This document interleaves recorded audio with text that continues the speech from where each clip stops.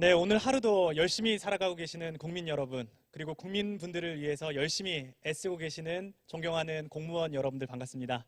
저는 여러분들의 생각을 정리해주는 남자, 복주환입니다. 반갑습니다. 네, 반갑습니다. 예. 네. 저는 여러분들 생각 정리를 어떻게 하면 잘할 수 있을지에 대해서 성실하게 10년 동안 연구하고 글 쓰고 강의하고 최근에는 생각 정리 소프트웨어를 직접 개발하고 만들고 있는 그런 일을 하고 있습니다. 오늘도 여러분들에게 이 생각 정리를 어떻게 하면 잘할 수 있을 것인가 이런 이야기들을 좀 쉽고 재미있게 좀 전달해 드리려고 하는데요. 제가 많은 분들을 만나면서요. 이런 이야기를 많이 들어요. 머릿속에 있는 이 생각이요. 잘 정리가 안 된대요. 그런데 이게 정리가 잘 안 되다 보니까 머릿속에 있는 생각이 잘 떠오르지 않는다라는 거예요. 그리고 두 번째는 내 생각이 이제 상대에게 잘 전달을 해야 되잖아요. 근데 이게 논리정연하게 전달이 안 된다라는 거예요. 그래서 제가 갖고 있는 이 생각 정리 이 솔루션 중에서 어떻게 하면 글을 쓰거나 말을 하거나 아이디어 기획을 할 때 생각을 잘 떠올릴 수 있는지, 그리고 상대편에게 일목요연하게 그리고 논리적으로 내 생각을 잘 전달할 수 있는지에 대해서 그 두 가지를 오늘 여러분들에게 전해드리려고 합니다. 여러분들 그런 적 많으시죠? 말하려고 하는데 생각이 잘 안 나요. 글 쓰려고 하는데 머리가 새하얘집니다. 할 말이 잘 떠오르지 않는 그런 근본적인 이유가 무엇일까요?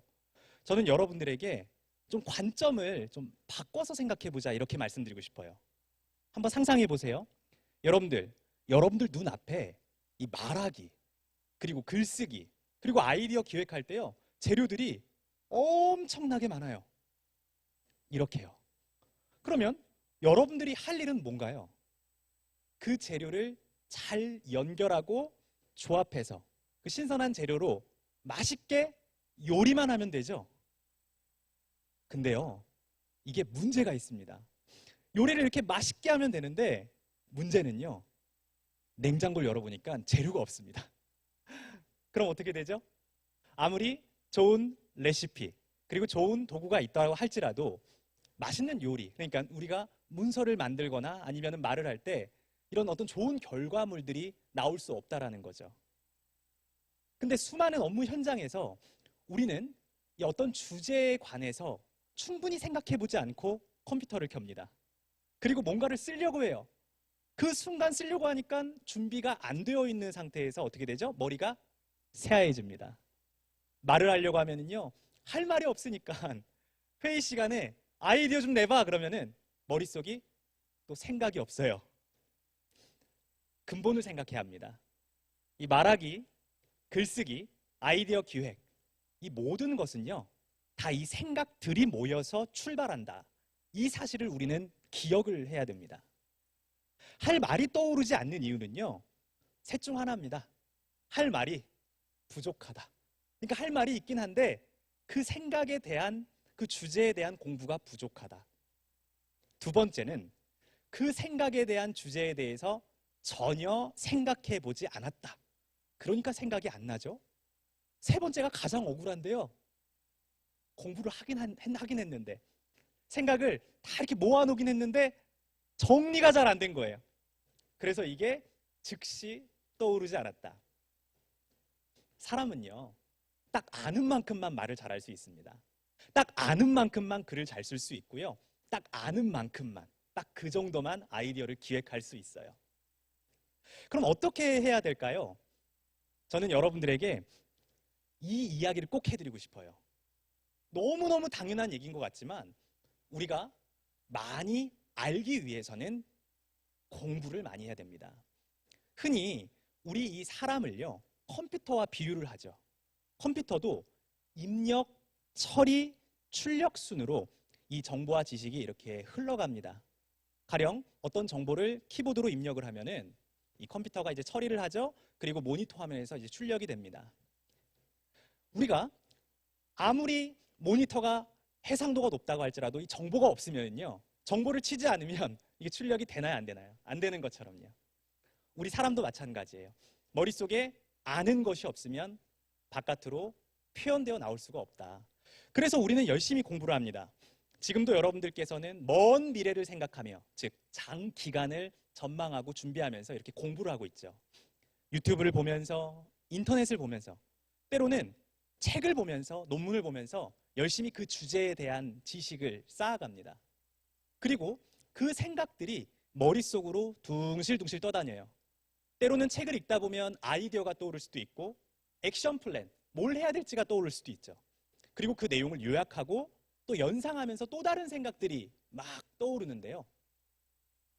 중요한 사실은 여러분들께서 이제 공부한 내용들을 이제 다 어떻게 되죠? 남겨둬야 돼요. 우선은 공부를 많이 해야 된다라고 이제 말씀을 드렸는데, 그럼 공부는 어떻게 해야 되냐라는 거죠. 우선은 여러분들께서 뭐 문서 작성하거나 아니면 글을 쓰실 때 그 주제에 대한, 한 분야에 대한 깊이 있는 공부와, 그리고 그 주제와 넓은, 그 주제와 관련됐지만 좀 노드가 좀 떨어진 넓은 그런 주제에 대해서 다양하게 공부할 필요가 있는데요. 저 같은 경우는 최근에 생각정리 소프트웨어를 직접 기획하고 제작하는 일을 하고 있다고 했잖아요. 그러다 보니까 최근에 이 프로그래머분들과 함께 소통할 일이 굉장히 많아졌어요. 그런데 프로그래머분들과 같이 대화를 나누려고 하니까 제가 프로그래머분들이 어떻게 지내는지, 그리고 어떤 생각을 하는지, 또 어떤 용어를 쓰는지 잘 알지 못하니까 커뮤니케이션이 잘 안 되더라고요. 그리고 제 생각, 아이디어가 있는데 이것을 전달하는 데 어려움이 있더라고요. 그래서 앞에 있는 것은 제가 최근에 공부했었던 책의 목록입니다. 저는 UX, UI, 브랜딩, 소프트웨어 관련 분야의 책을요, 최소 못해도 시작을 하려고 하면은 최소 10권, 최대 30권 이상까지 읽습니다. 보시면은 이건 이제 대화법, 소통, 설득에 대한 그런 콘텐츠를 만들 때 저는 그동안 스피치에 관련된 내용을 많이 다뤄왔는데 대화법, 소통, 설득에 대해서 더 공부를 하고 싶은 거예요. 그럼 하나의 주제에 대해서 쭉 또 구매를 해서 읽거나 도서관에 가서 또 빌려보죠. 그리고 작년에는요, 이젠 이 신입사원이 저희 회사에 들어와서 일을 해야 되는데 CEO로서 경영을 해야 되고 또 교육을 더 잘하고 싶은데 잘하려면 뇌에 대해서 또 이해를 해야 될 것 같아서 이 분야에 대해서 이제 한 분야에 대해서 깊이 있게 이제 공부를 한다라는 거죠. 근데 책을 읽다 보면은요, 이제 많은 생각들이 이제 떠오릅니다. 그런데 문제는 우리가 공부를 할 때 그냥 읽기만 하고 생각을 어디로 하죠? 머리로만 합니다. 그러면은 그 순간에는 내가 그 분야의 전문가가 된 것처럼 느껴지지만 한 7시간, 8시간, 어쩌면 더 빨리 한두 시간만 지나면은요, 내가 그 책 읽었는지조차 모르는 거죠. 다른 일을 하다 보면. 그래서 공부를 할 때 우리는 기록을 해야 됩니다. 쓰면서 공부를 해야 돼요. 지금 이 영상을 보시는 분들도 종이를 잠깐 준비해 보시고 펜으로 손을 움직이면서 이 수업을 들어보세요. 손을 움직이면은 뭐가 좋냐? 손을 움직이는 것만으로도 뇌 활성도를 높인다는 그런 연구 결과들이 엄청나게 많죠. 그리고 그 키워드에 대해서 내가 집중을 하게 됩니다. 그런데 더 중요한 거는 생각을 눈으로 이제 보이게 기록하면서 공부를 해야 완전히 내가 아는 것이 되는데요. 기록을 해야 생각이 구체화가 됩니다. 또 기록을 해야 쌓입니다. 또 생각을 정리를 해야 그 생각들이 모여서 연결되면서 그게 정보가 모여서, 데이터가 모여서 정보가 되고 정보가 모여서 또 지식이 될 수 있다는 거죠. 그래서 여러분들에게 꼭 말씀드리고 싶은 것은 일단 우리가 할 말을 충분히 준비를 해야 되는데 그럴 때는 뭐 논문이든 책이든 다양한 분야에 대해서 깊이 있게 공부를 하되 손으로는 뭘 하자? 쓰면서, 즉 기록을 하면서 공부를 하자. 그럼 어떻게 기록을 해야 되냐? 이게 참 중요한데요. 기본 원리 2가지만 알려드릴게요. 첫 번째는 우리가 어디에다가 쓰든 시간을 적어야 돼요. 2번째는 내용을 적어야 됩니다. 시간을 적는 이유는 이 내 생각의 발전사를 보기 위해서고요. 그리고 그 내용은 어떤 내용이 있냐? 아이디어, 느낌, 반성, 깨달음, 뭐 액션 플랜 여러 가지가 있거든요. 그럼 실제로 제가 어떻게 공부를 하고 있는지 좀 보여드려야 되겠죠. 자, 앞에 있는 거는 제가 운동을 하면서 기록했던 운동 일지였어요. 사실 이걸 시작하게 된 이유는요. 어린 시절부터 저는 그 기록하는 걸 좋아했거든요. 근데 사실 기록을 좋아했었던 이유는 기록을 좋아하는 기질이어서가 아니라 기억이 잘 안 남더라고요. 그러니까 남들보다 수업을 하면은 머릿속에 뭔가 들어가는 것 같긴 하는데 한쪽 귀로 다 새. 그러니까 뭔가 기억이 안 남으니까 한동안 그런 생각했어요. 내가 머리가 안 좋은 거 아니야? 그런데 얼마 전에 이렇게 그 의사 선생님들께서 하셨던 얘기를 제가 이렇게 들은 적이 있어요. 뭐냐면은 그 제가 코가 어렸을 때 다쳤어요. 그래서 코가 휘었는데 그러다 보니까 한쪽 코로만 이렇게 숨을 쉬거든요. 산소가 머릿속에 잘 안 들어가면요. 이해도 잘 안 되고요. 기억에도 오래 남지 않는데요. 그래서 지금 여기 막 비염 있으신 분들 공감 되게 많이 되실 텐데 숨이 잘 안 쉬시는 분들이 기억력이 좀 떨어질 수밖에 없대요. 그래서 공부 잘할 생각하지 말아라. 코가 막혀 있으면. 이런 얘기를 듣고 제가 되게 충격을 받았어요. 그럴 수도 있겠구나. 내가 머리가 안 좋았던 것이 아니라 이 기억력이 안 좋았던 이유는 그런 요인도 있었겠구나. 근데 중요한 것은 제가 기록을 하면서 단점은 하나도 없었습니다. 좋았던 점이 있었는데요. 일단 기억이 잘 안 남으니까 기록을 했고 그 기록했던 그 결과물들이 모여서 하나의 또 다른 생각으로 이제 발전이 되더라고요. 가령 앞에 있는 것은 제가 운동을 하는데 운동을 열심히 하는데 3일 지나면은 열심히 했던 그 3일간의 그 노력들이 다 머릿속에 사라져 버리는 거예요. 억울해서 적었습니다. 발굽혀기 몇 번 했는지, 몇 시간 했는지 이런 것들을 다 기록했어요. 두 번째는 이제 책을 열심히 읽잖아요. 근데 읽는데 어떤 방식으로 또 기록을 해야 되냐면은 일단 넓게는 이런 방식으로 이제 기록을 하셔야 돼요. 독서 리스트를 만드는 거예요. 뭔가 이렇게 아는 게 많고 그리고 내가 하나의 주제에 대해서 공부를 하면은 이게 좀 쌓여갔으면 좋겠다라는 그런 생각을 가지고 제가 첫 번째로 했던 게 바로 리스트업을 만드는 거였거든요. 사실 어렸을 때 좀 아버지께서 좀 알코올 중독이셨어요. 그래서 당뇨, 위궤양, 간 이렇게 다 고장이 나가지고 암이 또 일찍 와서 일찍 돌아가시게 됐거든요.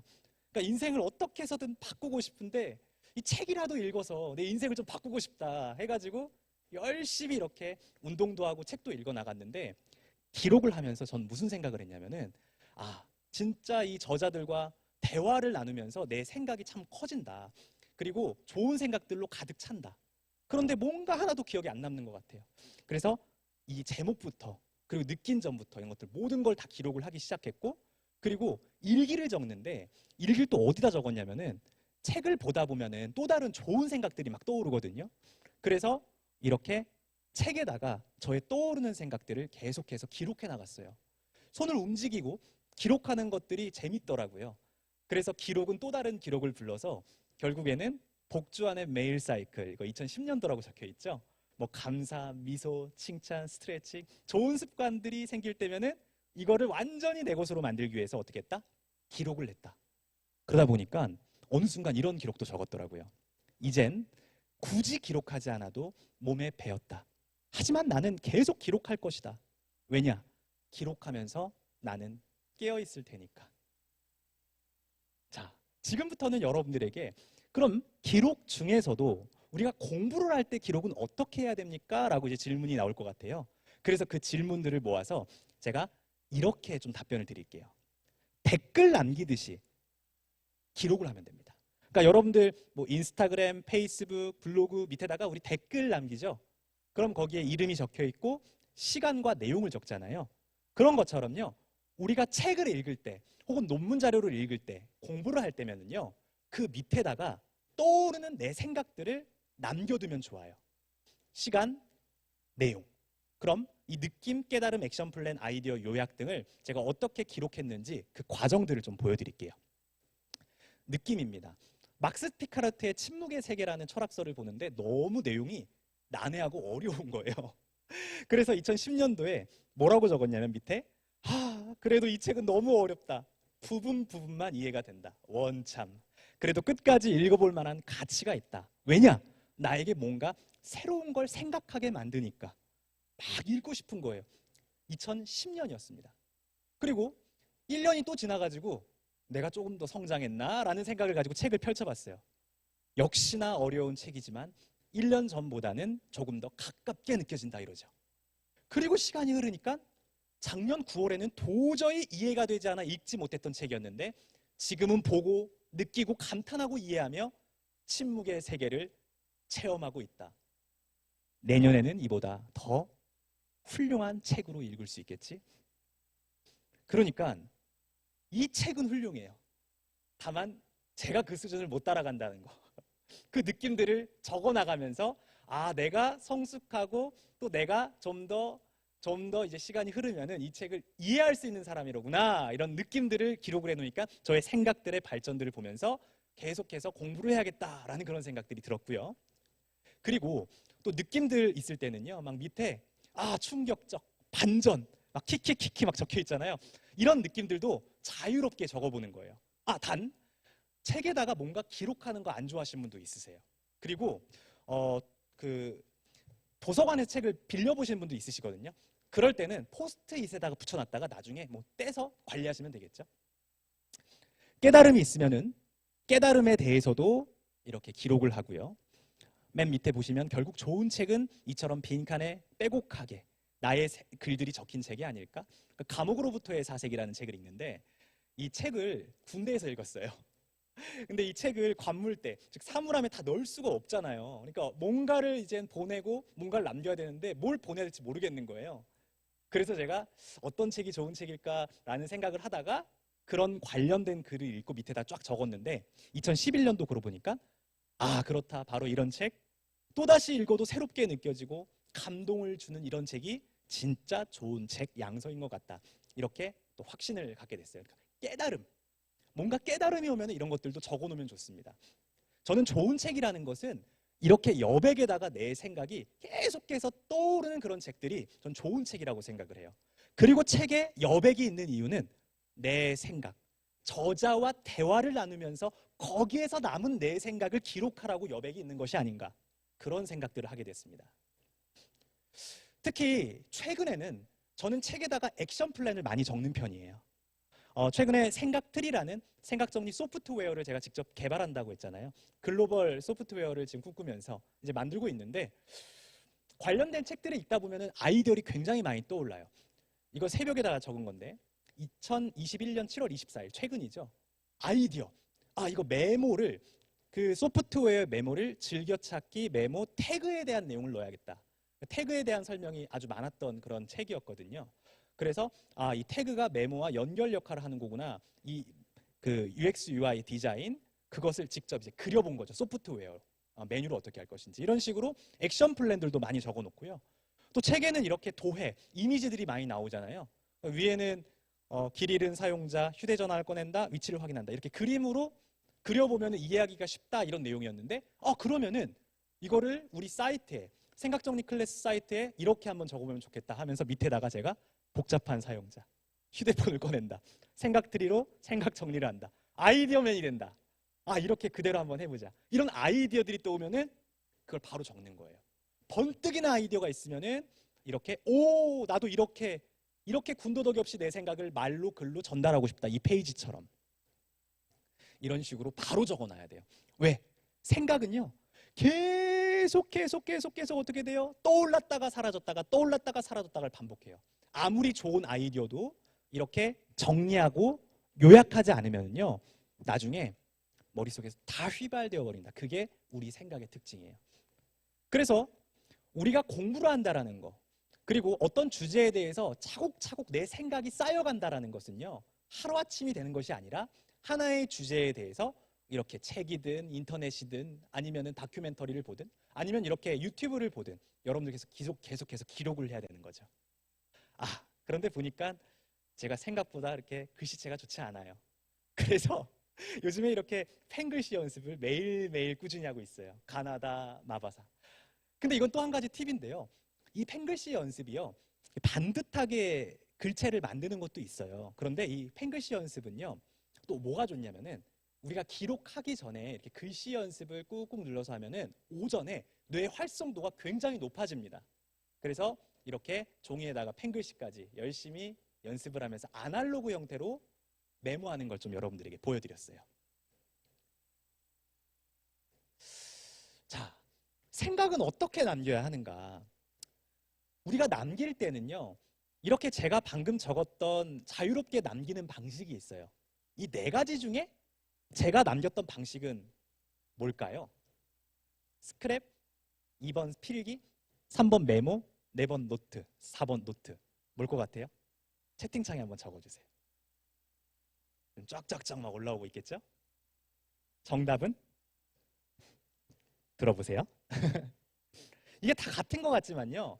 우리가 정보를 수집할 때는, 그리고 뭔가 정보를 정리할 때는 이 네 가지 기준을 먼저 구분할 수 있어야 돼요. 왜냐면은 이 말을 잘하려면은 우리 아까 냉장고에다가 신선한 재료를 막 보관을 해둬야 되는데 이 재료가 어떤 종류인지를 알아야 내가 이걸 잘 분류할 거잖아요. 그러니까 기록한 생각들을 잘 보관해야 되는데 우선 스크랩 필기 메모가 하나의 중요도인데 뭐냐면 임시 보관 메모예요. 대부분 사람들은 임시 보관을 하고 여기에서 이제 영구 보관, 즉 노트로 이동을 해야 되는데 이 차이점이 구분이 잘 안 되니까 스크랩에서 끊어지고 필기만 하고 끝나고 메모만 하고 끝나고, 그러니까 정보만 많이 쌓이고 그 다음 단계로 넘어가질 않는 거예요. 그러면 스크랩 필기 메모가 무슨 차이가 있는데요? 이렇게 질문해 주실 것 같아요. 자, 스크랩 필기 메모 설명해 드릴게요. 자, 스크랩 필기 메모는요, 일단 스크랩 같은 경우는 뭐죠? 정보를요 수집하는 겁니다. 뭐 기사나 뭐 논문이나 책이나 좋은 어떤 내용들, 나에게 필요한 내용들이 있으면은 그걸 찍어가지고 뭐 이렇게 가위로 오려가지고 파일에다 넣는다든지 아니면 인터넷에 보관을 하는 거죠. 필기는요, 지금 아마 여러분들이 많이 하고 계실 텐데 제 강의를 손으로 이렇게 막 적는 거예요. 저 같은 경우는 과거에 생각 정리 스피치라는 두 번째 책을 썼을 때 대한민국의 말 잘하는 사람들은 도대체 어떤 특징이 있을까 해서 이렇게 강연하는 사람들 있잖아요. 그런 대본들, 그분들의 말을 들으면서 다 타이핑을 쳐가지고 그분들의 대본을 막 제가 직접 막 분석을 했거든요. 즉 필기를 하는 이유는 그 시간 이해하기 위한 목적도 있지만 기록을 하고 나서 나중에 그것을 다시 분석하고 공부하려고 기록을 하기 위한 목적으로 필기를 한다. 그 메모는요, 아까 제가 책에다가 여백에다가 메모했잖아요. 그때 떠오르는 짧은 생각들 있죠. 아이디어, 느낌, 깨달음, 액션 플랜 이런 것들을 메모라고 해요. 그리고 그거를 다 모아가지고 요약하고 재구성해서 하나의 컨텐츠로 만드는 것을 우린 노트 정리라고 합니다. 그러니까 스크랩 필기 메모를 재료 수집하듯이 많이 하고 이것을 이제 노트 정리화하는 게 생각 정리를 잘하는 방법이다. 즉 할 말을 만드는 아주 기본적인 방법이다. 그럼 생각 보관을 이제 어떻게 해야 될까? 왜냐하면 우리가 이렇게 메모를 많이 하고 또 스크랩도 많이 하고 기록도 많이 하다 보면 정보가 계속 쌓이거든요. 어떤 방식으로 하면 좋은지에 대해서 제가 방법을 두 가지 형태로 쪼개서 설명해 드릴게요. 생각 보관 도구 툴은요, 크게 두 가지 종류로 구분해 볼 수가 있습니다. 첫 번째는 방금 제가 했던 방식이죠. 아날로그 도구 방식이 있고, 두 번째는 컴퓨터나 핸드폰으로 하는 디지털 방식이 있어요. 결론부터 말씀을 드리자면 우리 이어령 교수님께서도 말씀하셨듯이 디지털과 아날로그를 합쳐서 디지로그, 그러니까 이 두 개를 분리하지 마시고요, 이 두 개를 합쳐서 우리가 생각을 보관할 필요가 있는데요, 팁을 알려드리죠. 자, 먼저 아날로그 공책 어떻게 쓰시나요? 아마 대부분 공책을 사용을 하실 땐 붙어있는 공책이랑 스프링 노트를 많이 쓰실 거예요. 이것도 물론 좋은 방법인데요, 저는 여러분들에게 이 방식을 권해드립니다. 1번, A4 용지나 A5 용지에 더블 클립을 이용해 보세요. 이면지면 더 좋겠죠. 재활용도 할 수 있으니까. 환경 오염도 하지 않고요. 두 번째는 바인더 노트를 이용하라, 이 말씀 드리고 싶어요. 더블 클립, 바인더. 이 방식의 공통점이 뭔지 아십니까? 보관한 내용을 어떻게 해요? 언제든지 분류할 수 있도록 만든다, 이거예요. 실제로 독일의 한 학교에서는 필기를 했던 모든 내용들을 카드 형식으로 만든대요. 그리고 책상에는 이 서랍에 카드들이 이렇게 다 모여 있고 밑에다가는 해시태그를 남기는 거예요. 이거는 뭐 강의에 대한 내용, 이건 생각 정리에 대한 스피치에 대한 내용, 이런 식으로 분류를 할 수 있도록 일반 공책이 아니라 카드 형식으로 분류를 한다라는 거예요. 이러한 사실은 에디톨로지라는 책을 쓴 김정은 교수님께서 창조는 편집이다 이런 말씀을 하시면서 누누이 언급하셨던 그런 말씀이기도 한데요. 이렇게 우리가 정리를 한다는 것은 결국 분류를 하는 거나 다름이 없어요. 분류를 잘하는 사람이 결국 정리를 잘하는 사람입니다. 그래서 노트를 하실 때에도 이렇게 분류할 수 있는 방식의 준비물을 찾아보자. 팁이었습니다. 그럼 디지털 보관법도 또 팁이 있겠죠? 분류는 기본이고요. 요즘 장점들이 되게 많은 소프트웨어들이 있어요. 특히 제가 생각정리 소프트웨어를 직접 개발하는 입장을 갖다 보니까 국내에는 사실 많지 않고 해외에는 이런 노트 정리법에 대해서 관심이 아주 많아요. 그래서 해외로, 국내외로 약 100가지 정도의 노트법, 그걸 연구를 하면서 제가 노트 소프트웨어를 연구해 보니까 한 5가지의 특징이 있으면 좋은 소프트웨어다라는 생각이 들더라고요. 첫 번째는 스크랩을 할 수 있어야 됩니다. 그래서 외부의 자료를 스크랩할 수 있는 공간이 충분하고, 그리고 그것을 저장할 수 있는 그 공간이 충분하며 안정성이 있는가, 이걸 보셔야 되고요. 세 번째는 해시태그 기반 소프트웨어인가. 이거 되게 중요한 문제입니다. 해시태그가 뭔지 곧 알려드릴게요. 네 번째는 검색 기능이 좋은가. 언제든지 찾아볼 수 있어야 돼요. 다섯 번째는 카테고리 분류가 잘 되는가, 이거예요.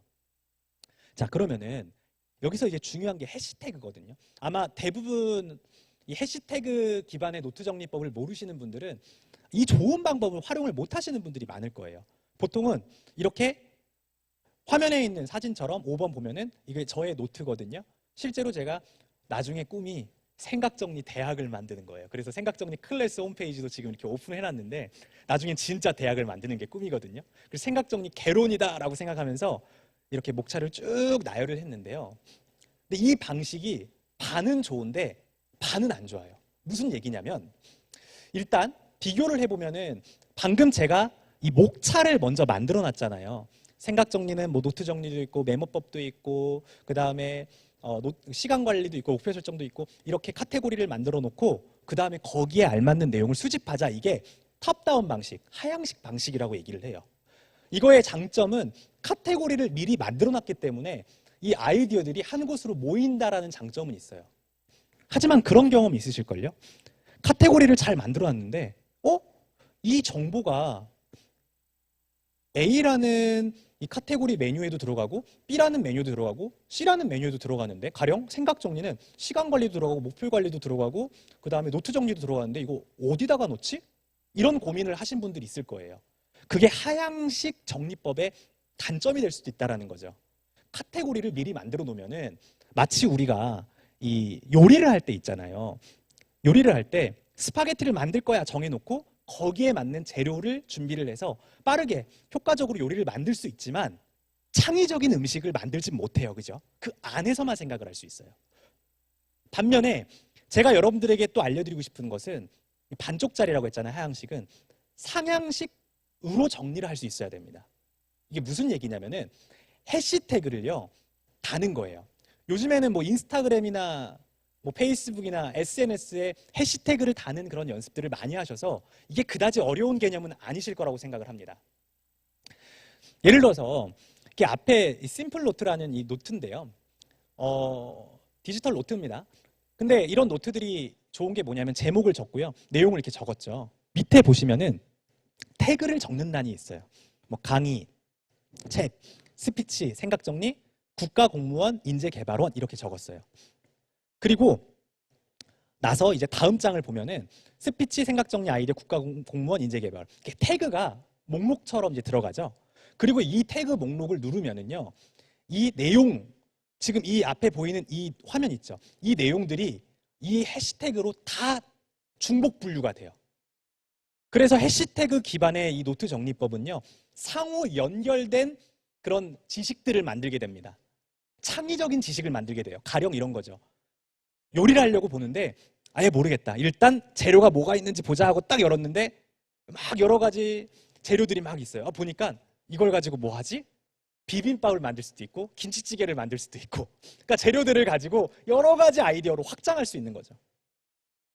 그래서 좋은 노트는 이 해시태그를 달 수 있어야 되고, 그리고 그러면서 동시에 이 목록화를 시킬 수 있어야 된다. 그리고 그걸 잘 찾아볼 수 있게 검색을 할 수 있어야 된다. 그러면 이런 좋은 디지털 노트법, 뭐가 있을까요? 라고 이제 생각을 하실 텐데요.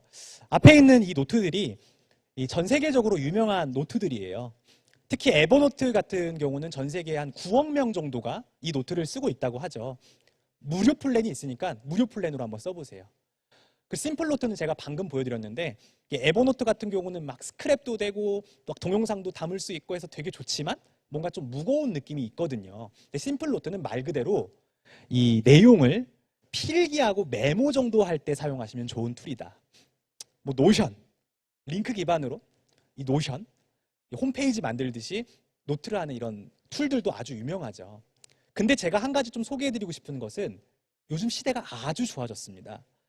특히 이 아이패드, 아이폰 쓰시는 분들은 뭐 한 번쯤 들어보실 수도 있는데요. 이 마진노트 3, 리퀴드 텍스트 이런 툴들이 있어요. 이런 툴들이 얼만큼 발전했는지 여러분들이 한번 보시게 되면은 와, 이거 내 생각 이제부터 디지털로 정리해야 되겠는데? 라는 생각이 들 수 있을 것 같아서 제가 외국 프로그램인데 이 마진노트 3 어떤 프로그램인지 한번 소개 영상을 잠깐 보여드리도록 할게요. MarginNote presents a brand new e-reader to better study and digest your books. Integrating powerful tools for annotation to build up your reading notes as never before. Simply create a note by selecting and dragging. Try the lasso tool or sketch a note using Apple Pencil. Highlight and emphasize keywords. Enjoy a tailored research browser to Google and wiki away your puzzles. Easily organize notes from multiple books. Regroup and merge related items, linking and remapping the way you want. Furthermore, edit notes in Outline and get them ready for export.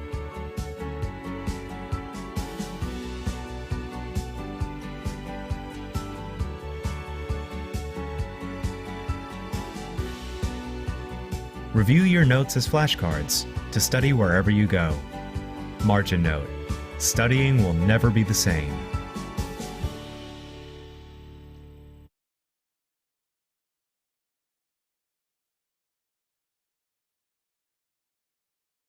네, 잘 보셨나요? 마진노트 3. 전 이거 보고 와, 혁신이다라는 생각을 했어요. 그동안에는 우리가 스크랩하고 보관하고 해시태그 기반으로 그리고 항목을 만들어서 이제 분류하는 그 카테고리를 기반으로 한 그런 노트 앱들이 지금까지는 잘 나와 있었는데 여기서 한 단계 더 나아가서 외부에 있는 자료를 스크랩하고 또 그것을 마인드맵으로 만들고 그리고 영상을 또 편집을 하는데 그 영상 편집된 내용들이 또 마인드 매핑이 돼요. 즉 생각을 메모하는 거, 수집하는 걸 넘어서 노트 정리, 노트 설계 단계까지 이어지는 그런 소프트웨어로 이제 점점 발전하고 있다. 근데 한편으로는 제가 이런 소프트웨어를 보면서 좀 안타까운 게 있었어요. 제가 국내로 약 100여 가지 소프트웨어를 이제 분석을 하고 조사를 해봤는데 아니 왜 우리나라에는 이런 멋진 소프트웨어가 없을까? 왜 우리나라 사람들은 이 노트가 필요하고 이런 노트 소프트웨어를 많이 사용을 해야 되는데 왜 외국 프로그램만 사용을 할까? 특히 우리 공부하는 학생들도 필요하죠. 그리고 직장인분들도 일할 때 생산성 높이기 위해서 노트 앱이 필요한데 왜 우리나라 사람들은 이런 것들을 왜 외국 거를 사용을 할까라는 생각을 했어요. 실제로 외국 소프트웨어는 단점이 있어요. 한글로 호환이 잘 안 돼요. 그리고 사용법이 꽤 어렵습니다. 가장 큰 문제는 소통이 잘 안 돼요. 그래서 건의사항 같은 게 있으면은 그 건의사항을 수렴하는 데 시간이 꽤 걸립니다. 그래서 제가 이런 생각을 했어요. 우리나라에서 전 국민이 쓸 수 있는 노트 소프트웨어를 내가 직접 한번 만들어 보자.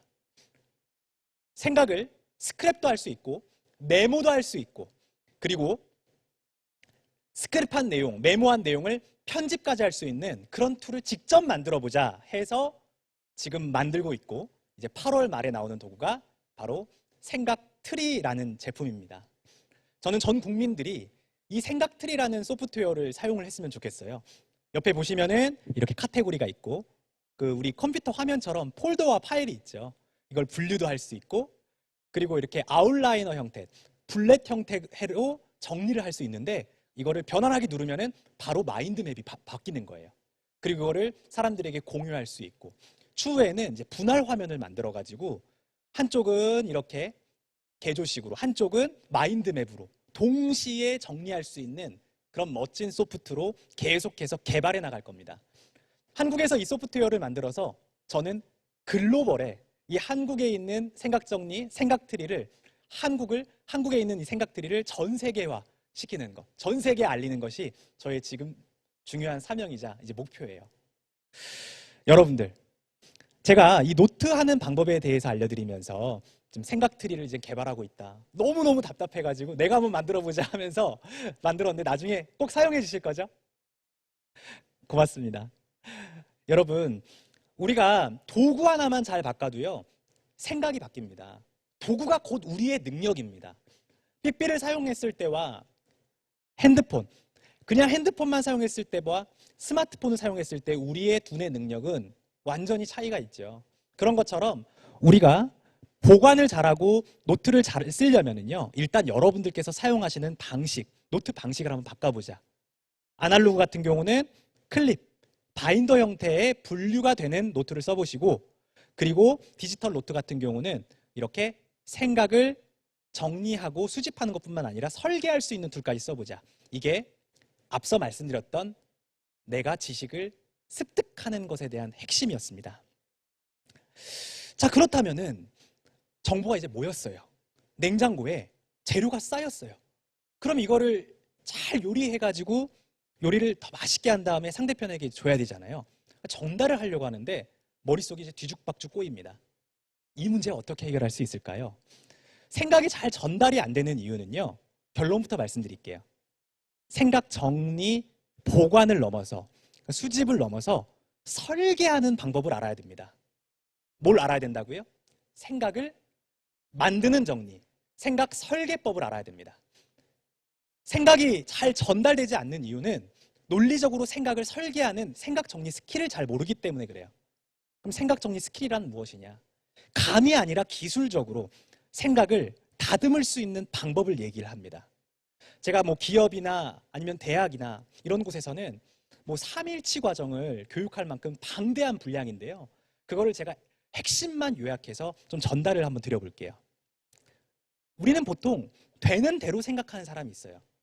되는 대로 생각하는 사람들은 내가 해왔던 방식으로, 내가 좋아하는 방식으로 정리를 합니다.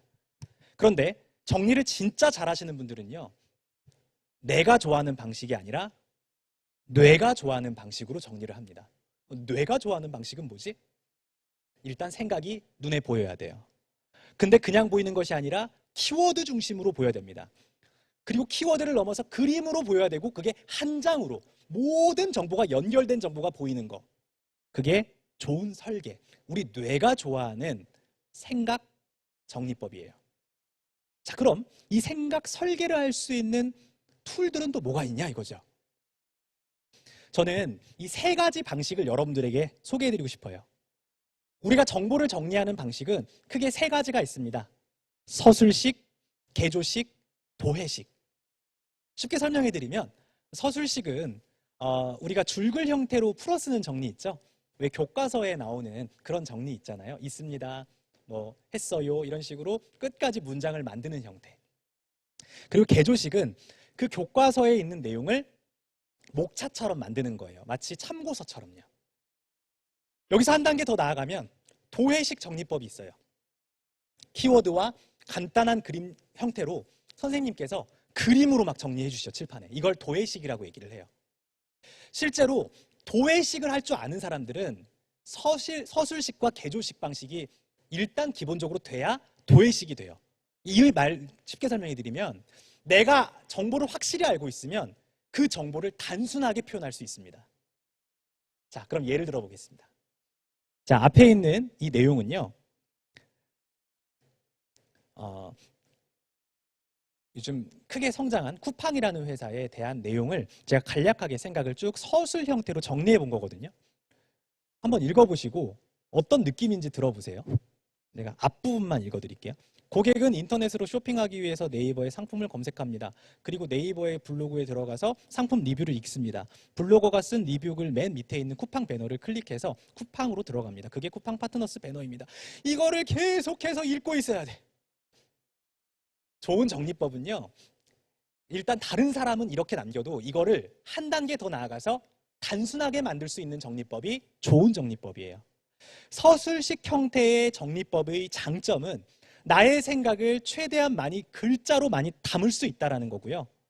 최대의 단점은 핵심이 보이지 않고 논리와 연결 지점이 보이지 않기 때문에 이해가 잘 안 되고 기억에도 오래 남지 않는답니다.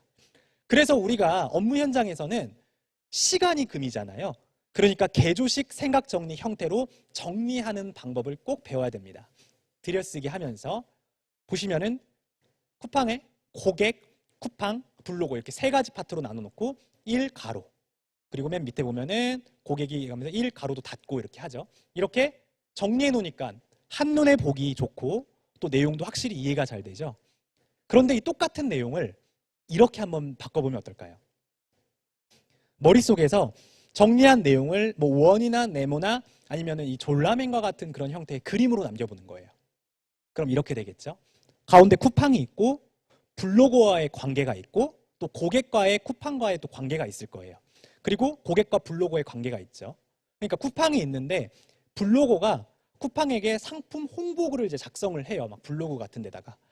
그러면은 그 상품 홍보글을 보고 고객이 상품을 이제 구매를 하죠. 그렇죠? 그러면은 구매를 한 만큼 거기에 일정 수수료를 쿠팡에서 블로거에게 수수료를 지급하는 거예요. 이게 이제 선순환 비즈니스 모델이죠. 그러니까 이런 방식으로 내 생각을 그림 한 장으로 정리를 할 수 있어야 상대편도 잘 이해를 할 수 있고 나 역시도 잘 이해할 수 있다는 거죠. 여러분 이 말을 기억하세요. 제가 막 깊이 있게 더 들어가고 싶은데 핵심만 또 하나 말씀드리자면요. 글만 가지고 정리하는 거는 반쪽짜리입니다. 우리의 뇌는 문자로만 이해하는 건 되게 어려워해요. 똑같은 내용을요. 그림으로 표현할 수 있어야 돼요. 그래서 하나의 단어를 그림으로 떠올리는 비주얼 싱킹 방식으로 생각하는 연습을 해보자. 이게 또 중요한 이유는 창의적인 생각을 만들어낼 수 있거든요. 여러분들 잠깐 펜을 들고요. 종이 있으면 거기에다가 물고기를 한번 적어보세요. 물고기를 그려보세요. 그려보세요. 잠깐 그려보세요. 자, 3초 드릴게요. 3, 2, 1. 자, 두 번째는 집을 한번 그려보세요. 집. 그럼 100이면 100 어떻게 그리냐? 물고기 이렇게 그렸죠. 동그라미 그리고 이렇게 세모 그리고 눈 옆에 짝눈 이렇게 그렸죠. 그리고 집은요. 세모로 지붕 그리고 네모로 그리고 여기다가 굴뚝 그리신 분 있으시죠? 이걸 뭐라고 하죠? 고정관념이라고 얘기를 해요. 실제로 그림으로 생각을 한다라는 거는 이게 언어로 생각한다라는 건 이런 것 같아요. 많은 사람들이 집 하면은 똑같은 집을 생각을 해야 되고 물고기 하면 똑같은 물고기를 떠올려야 되기 때문에 이 언어화된 즉 좌뇌 형식의 생각법이 커뮤니케이션 할 때는 굉장히 신속할 수 있어요. 하지만 우리가 세상에 없는 좋은 아이디어를 만들려면은 이걸 넘어서 이렇게 생각할 줄 알아야 돼요. 저라면 이렇게 그릴 것 같아요. 마음속으로 그림을 그려보세요. 이렇게 어항이 있고요. 그 밑에 불이 있어요. 물고기입니다. 점점점점점점점점점. 그리고 이름을 이렇게 붙을 것 같아요. 어제 먹었던 추어탕. 이게 제가 봤던 물고기거든요. 그리고 집을 그려봐 그러면은 저는 일단 굴뚝이 없어요. 저희 집에는. 그래서 저희 집을 상상하면서 저희 집의 모습을 최대한 구체적으로 상상하면서 그릴 것 같아요. 그러면 그 집은, 그 물고기는 세상에서 나만 봤던 물고기고 나만 봤던 집이죠. 99%가 생각하지 못했던, 즉 1%만 생각할 수 있는 나만의 관점이 그림으로 표현된다는 거예요. 그래서 여러분들 그림으로 정리하는 그런 방법들에 대해서도 충분히 많이 고민을 해보셨으면 좋겠어요. 마인드맵 같은 것들을 쓰시면 도움이 많이 되시는데요. 마인드맵을 쓰면은 일단 종이 한 페이지로 눈에 보여요. 앞에 보시면은 1 업무 계획이라고 했는데 현재, 완료, 오늘, 이번 주 하고 기호와 텍스트, 핵심 키워드 형태로 연결지어서 생각을 하죠. 전체상이 눈에 보이면서 또 이미지도 보니까 이해가 잘 된다. 그리고 이렇게 로직 트리, 오른쪽 계층으로 뚝 떨어지는 형태로 키워드 중심으로 이렇게 그림을 그리면서 도형을 연결시키면서 생각을 쪼개는 연습들을 많이 하시다 보면은요, 내가 무엇이 누락됐고 무엇이 중복됐는지 이걸 한눈에 알아볼 수가 있어요. 그래서 로직 트리 이런 툴로도 한번 생각을 정리해 보시고, 그리고 피라미드 스트럭처라거든요. 글 쓸 때 막 위에서 아래로 설계하는 그런 방법들이에요. 그래서 중심, 주제, 주장, 이유, 근거 이런 순으로 생각을 할 때 중심을 맨 위에다 적고 그 다음에 거기에 대한 이유를 두 번째 주요 토픽에다 적고 세 번째는 근거순을 적는다. 이런 생각의 틀을 그림으로 그리면서 정리를 할 때 훨씬 더 명확하게 이해가 되고 그것을 전달을 할 때 훨씬 더 확실하게 전달이 될 수 있다. 그러면은 지금 당장 할 수 있는 생각정리법 하나만 알려주세요. 만다라트라는 툴을 추천해드리고 싶어요. 만다라트라는 툴도 이미지로 생각하는 기법 중에 하나인데요. 이 빈칸이 있어요. 81칸이 있습니다. 가운데 중심이 있고 그 다음에 두 번째가 주요 토픽이에요. 그리고 흰 색깔 칸들이 하위 토픽입니다. 세부 내용들을 적는 칸이죠. 가령 이게 앞에 이제 그 법무연수원인가 그때 왔을 때 제가 찍었던 것 같아요. 2016년도 법무연수원에서 초빙 교수로 위촉을 받아서 교육을 했을 때였습니다. 근데 이 왼쪽에 있는 사진이 그때 당시에 제가 살이 막 쪘거든요. 첫 책을 막 출간하기 직전이어가지고 살이 막 20kg 찐 거예요. 그때 셀카 찍은 건데 저는 이렇게 생겼다고 생각했거든요. 근데 우측에 있는 사진이 다른 사람이 찍어준 사진. 그러면 셀카가 진짜 내 모습이 아니면 다른 사람이 찍어준 모습이 진짜 내 모습이에요? 둘 다 제 모습이죠. 근데 너무 충격을 받았습니다. 그래서 제가 무슨 생각을 했냐면 이거 큰일 났다. 이 책은 잘 나왔는데 뭔가 내가 생각하는 콘텐츠에 부합한 크리에이터의 이미지가 아닌 것 같다. 운동을 꾸준히 했지만 책을 쓰면서 균형이 무너졌으니 이 균형을 다시 한번 바로잡아보자 해서 제가 만다라트라는 툴을 가지고 목표를 세워봤습니다. 우리 머릿속에는요 5만 가지에서 7만 가지 이상의 생각이 둥실둥실 떠다녀요. 근데 이런 툴들을 사용하게 되면은 그 생각 중에서 내가 20kg 다이어트 바디 프로필 할 거야. 이 생각을 가운데다가 이렇게 중심에다가 딱 집중하고 생각할 수 있죠. 그리고 이 다이어트를 할 거야, 20kg를 내가 뺄 거야 라고 생각했는데 막막할 수 있잖아요. 그래서 저는 항상 어떤 일을 시작하기 전에 한 10권에서 30권 정도 책을 본다고 했죠. 혹은 영상이나 아니면 그런 자료들을 많이 수집해 보는 편이에요. 조사를 많이 하는데 그러다 보면은 다른 사람들이 성공했던 틀이 보여요. 그 성공의 틀, 카테고리를 이 8가지 칸에다가 적고요. 그 위에다가 또 중복해서 적는 거죠. 가령 운동을 하려면은 헬스를 해야 된다. 유산소 운동, 식단뿐만 아니라 기획, 계획, 목표, 롤모델, 동기부여까지 제대로 해야 된다. 그러면은 성공할 수 있다. 나름대로 이제 전략을 세운 거죠. 그리고 이 전략한 대로 인간은 빈칸이 있으면 채우고 싶은 심리가 있거든요. 그 심리를 활용해서 생각을 끄집어내면은 순식간에 이렇게 많은 아이디어들이 끄집어내집니다. 만약에 빈칸이 있는데 생각이 만약에 안 난다. 그러면은 팁을 알려드릴게요. 육하원칙을 그리세요. 육하원칙. 예를 들어서 헬스다. 그러면은 누가 언제 어디서 무엇을 어떻게 왜를 갖다 붙이기만 하면은 생각이 금세 구체화가 됩니다. 언제 운동할 건데 어디서 운동할 건데 왜 운동하는데 누구랑 하는데 그런 내용들을 보시면서 적으시면서 그 답들을 칸에다가 적으시면은 금세 생각이 어떻게 돼요? 구체화가 된다. 여러분 이렇게 생각이 구체화가 됐으면은 행동하는 것도 이제 어렵지 않아요. 기록을 하니까 막 의욕이 생기더라고요. 운동하고 싶어. 실제로 뭔가를 적잖아요. 근데 그 적는 그 대상이 목표예요. 그러면은 도파민이라는 뇌내 물질이 막 샘솟는데요. 에너지 막 해야겠다. 그래서 그 힘을 가지고 작게 쪼갰던 그런 행동들을 실천으로 옮겼습니다. 헬스도 했고요. 여기에 발레 해야지라고 유산소에 적었는데 한번 해보자 해가지고 그동안 제가 발레도 했어요. 그리고 열심히 식단까지 조절한 결과 너무 신기한 게 생각을 구체화하고 구체화된 생각을 행동으로 이어나가니까 저의 몸, 저의 모습까지도 변하더라고요.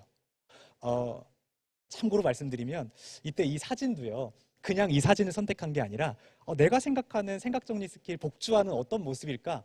라는 그런 생각을 많이 했어요. 왜냐하면 저는 걸어다니는 콘텐츠잖아요. 그래서 검색을 해보니까 프로필 사진이 수천 개가 나오더라고요.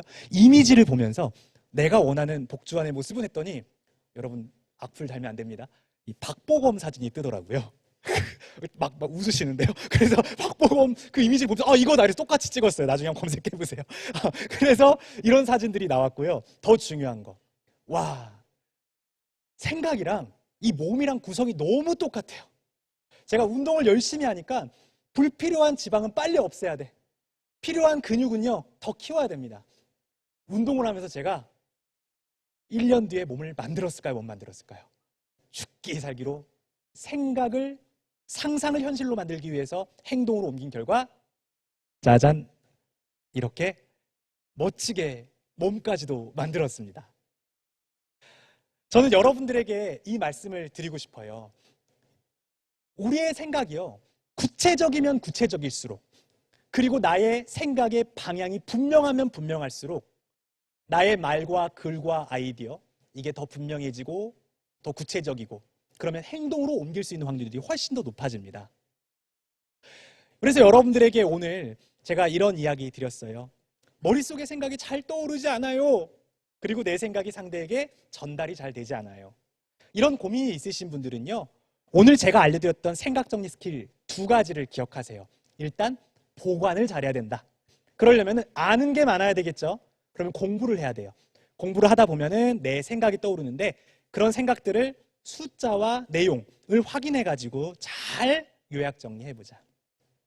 그리고 정리를 할 때는 아날로그 도구, 디지털 도구가 있는데, 이 적절하게 도구를 잘 활용해서 분류가 잘 되는 방식, 특히 해시태그 분류가 잘 되는 방식으로 정리를 하고요. 그리고 그 재료들이, 다시 한번 상상해 보세요. 우리 눈앞에 재료들이 다 펼쳐져 있어요. 그럼 그 상태에서 이제 우린 뭐만 하면 돼요? 구슬이 서마려도 꿰어야 보배인 것처럼 이젠 꿰는 방법을 알아야 되겠죠?